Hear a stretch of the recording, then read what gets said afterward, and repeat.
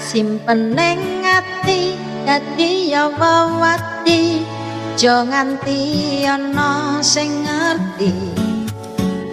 nadyan krasa pari kudu tak lakoni ngampet rasa kangen iki kaden melang-melong pengen njaluk tulung leng-leng kaya wong ketlikung rasaku sing gendrung sangsaya ketlarung lara wuyung gawe bingung ngelus dada mendem rasa rasa sing kelara-lara aja nganti ngombro-ombro kobar geni ning asmara swara ati iki kaya kepengin jerit banter nganti sundul langit nanging kabeh pancene kudu siningit lakon tresnaku sing rumit pangrawe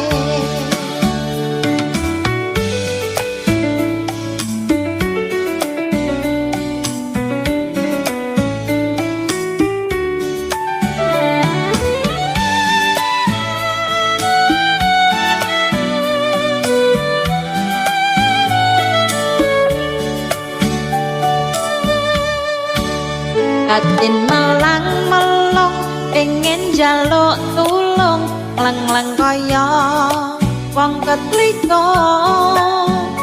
rasaku sing kandrung sangsaya ketlarung lara wuyung gawe bingung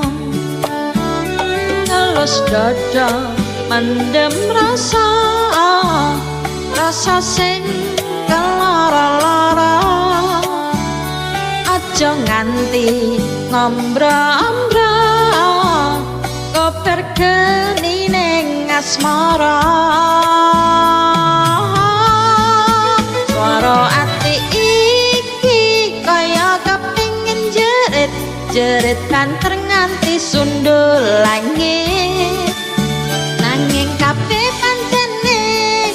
kudu siningit lakon tresnaku sing rumit angrawe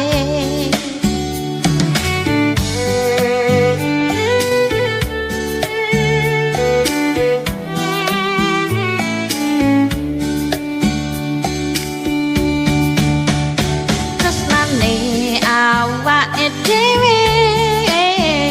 ora bisa ditutupne sanadyan kepiye wae wis padha ana sing duwe